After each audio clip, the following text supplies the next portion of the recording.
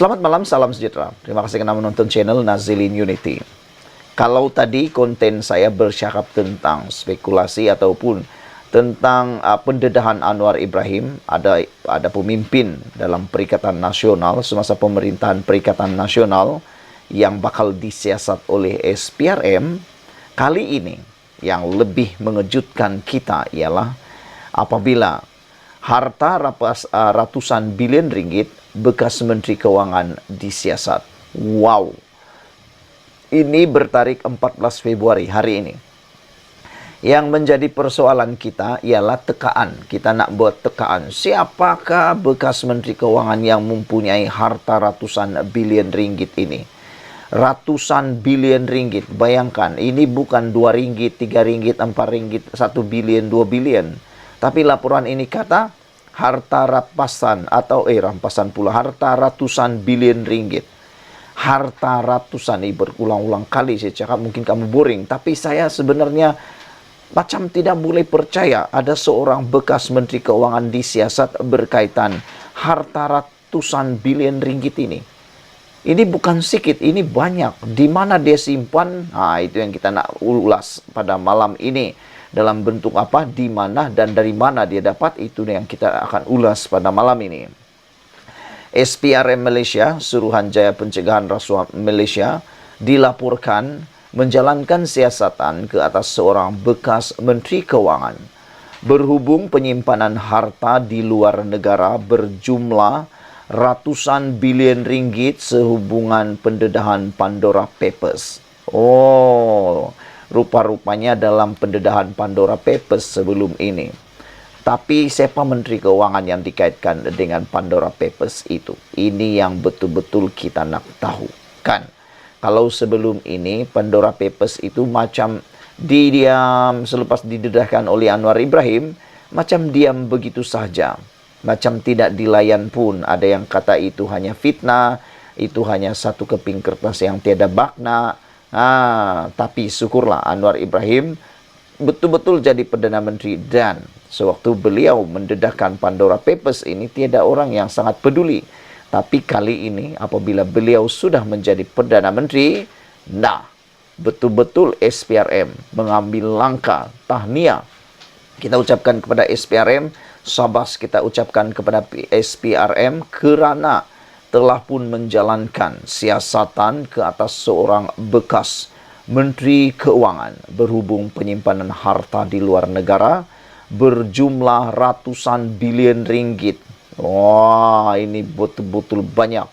Kalau ratusan bilion ringgit itu dapat diperoleh ataupun dapat diketahui diseleweng, bayangkan uang itu digunakan untuk pembangunan Malaysia. Berapa banyak yang mendapat manfaatnya. Tapi kan siapa menteri, siapa bekas Menteri Keuangan yang dimaksudkan ini? Bolehkah Anda nyatakan? Bolehkah Anda tulis dalam ruangan komen? Mungkin Anda ada cluenya. Memetik satu laporan daripada The Star, SPRM dipercayai sudah memanggil dan mengambil keterangan pemimpin berusia 80 tahun, 80-an itu ataupun dalam lingkungan 80-an itu di Putrajaya. Ini clue dia. Siapa bekas Menteri Keuangan yang sudah mencecah 80 tahun? Siapa? Makin menarik kan? Yang pastinya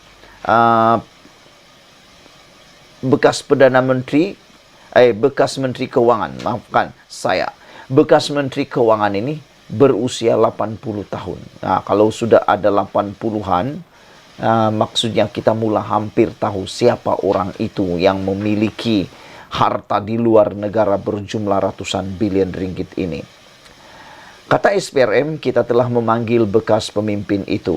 Beliau hadir ke Ibu Pejabat SPRM di Putrajaya. Siasatan ke atas beliau masih di peringkat awal berdasarkan pendedahan Pandora Papers yang mendakwa beliau menyimpan harta ratusan bilion ringgit di luar negara. Sekali lagi saya nak ulang, ini bukan ratusan juta ringgit, tetapi harta ratusan bilion ringgit di luar negara. Dan menurut SPRM, setakat ini tiada aset yang dibekukan susulan siasatan ini, katanya pada Selasa.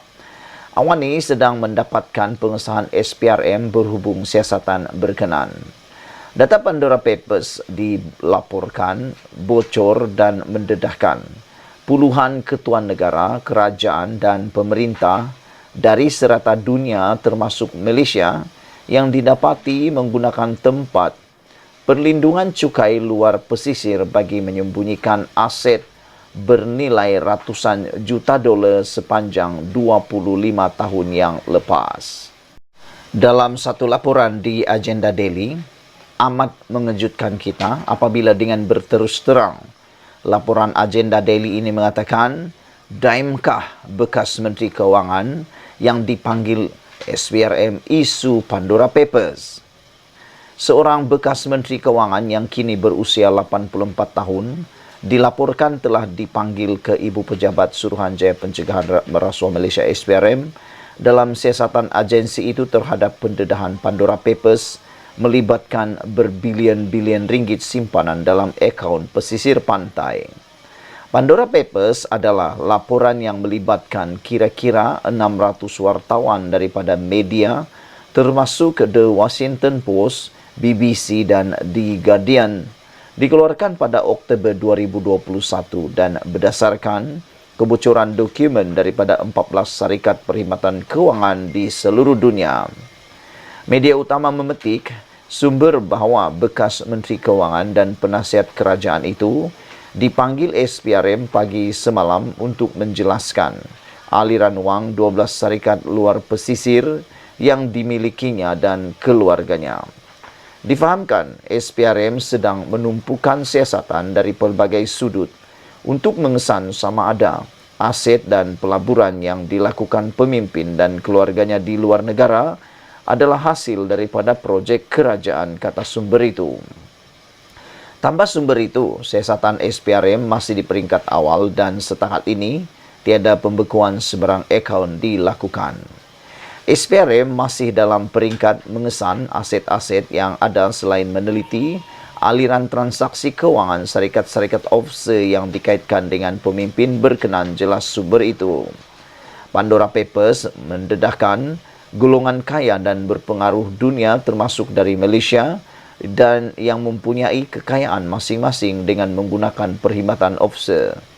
Offshore merujuk kepada syarikat berpengkalan di negara luar, mempunyai rangkaian dan struktur yang kompleks diwujudkan merentasi sempadan bagi menyembunyikan pemilikan kekayaan dalam bentuk wang dan aset.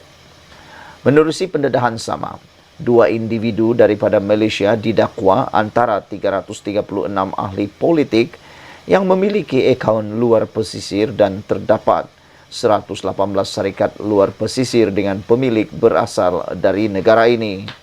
Sebelum ini, International Consortium of Investigative Journalists ICIJ yang turut disertai Malaysia kini juga mendedahkan bekas Menteri Kewangan Tengku Datuk Seri Zafrul Abdul Aziz dan Presiden UMNO Datuk Seri Ahmad Zahid Hamidi dikaitkan dengan syarikat luar pesisir.